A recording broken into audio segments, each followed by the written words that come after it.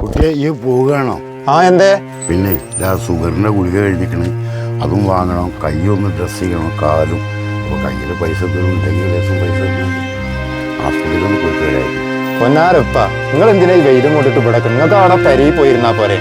എൻ്റെ അടുത്ത് ഇപ്പൊ പൈസ ഒന്നുമില്ല. ഇജ്ജ് വന്നാ പോവാ.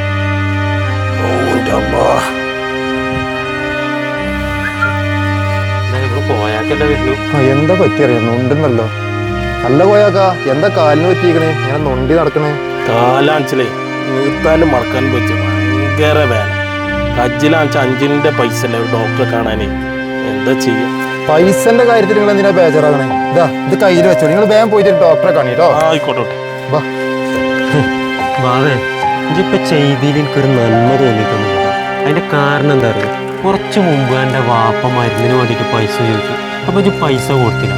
ഇപ്പൊ നാട്ടുകാർ ചോദിച്ചിടീൻ്റെ മുന്നേ പൈസ കൊണ്ട് കൊടുത്തു. നമ്മളെ വാപ്പയും ജീവിച്ചിരിക്കണ കാലത്ത് ഓർക്ക് എന്തെങ്കിലും നന്മ ചെയ്യുകയാണെങ്കിൽ അത് ഭയങ്കര ഹയറാടാ. ഓർക്ക് ഭയങ്കര സന്തോഷക്കാരം.